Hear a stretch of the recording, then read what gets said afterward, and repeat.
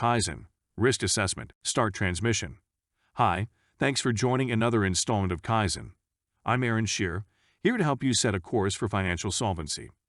Sasha Bart is back with us today to talk about potential profits and pitfalls in the booming medical and insurance industry. But first, it's time for a market breakdown. Past performance is not indicative of future results.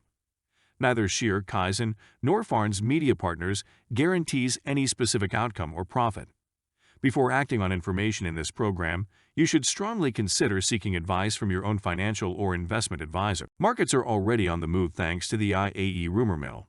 With this year's big event, almost here, Spectrum has been flooded with speculation and anonymous reports credited to industry insiders. A quick reminder that the duration of the IAE remains an extremely volatile time for aerospace industry stocks. Investors should proceed cautiously as history has proven time and again that information leaked before the expo is often incomplete or simply wrong. That said, the gains and losses are still very real. RSI and Anvil have seen steady growth ahead of what many expect to be a strong showing from both manufacturers.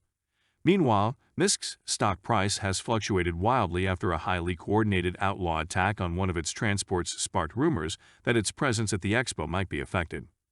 MISC has publicly denied these claims and insisted that everything it needs for the main expo in Kiel is already in system. Some noted the company specified Kiel but made no mention of the satellite expo on Microtech, leaving some to wonder if the omission was a mistake or intentional. Since the initial rumors, MISC's stock price has stabilized after deal-seeking investors pounced on the falling price. Next, insurance giant Olympus Principal continues to expand its footprint across the empire. The company recently completed a series of buyouts of smaller insurance companies, most with a presence only in a single system.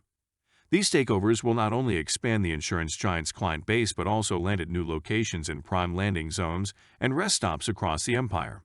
Investors were energized by the announcement and pushed Olympus Principal's stock to a new all-time high. Here with us today to discuss the current state of the medical and insurance industry is Sasha Bart, who's a senior economic correspondent for the New United and a frequent guest on this show. Sasha Bart, always a pleasure. Your latest series for the New United has focused on the medical and insurance sectors. The final installment that came out this week is the culmination of months spent delving into an ever-expanding and shifting financial landscape. It's a wonderful series, and I highly encourage everyone to read it regardless of whether you're looking to invest. Sasha Bart, appreciate the kind words. Your most recent article profiled a handful of businesses and identified several potential booms and busts in both sectors.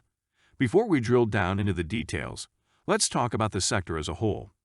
Obviously, Region Tech has had a profound effect on it. Sasha Bart, seismic, both on a macroeconomic scale and a more personal one. One of my favorite parts of this assignment was tracking down several actuaries who were working for insurance companies when news of Region Tech broke. As their primary focus is around risk management, needless to say, they have some wild stories about that time. I can only imagine. Sasha Bart, burnout became a serious issue, and many of them walked away from lucrative jobs. Insurance companies ran their actuaries ragged trying to figure out how to factor region into their algorithms. Didn't one person you spoke to have to physically restrain a coworker from jumping out the window? Sasha Bart, in that one case, yes, but most reactions weren't that extreme.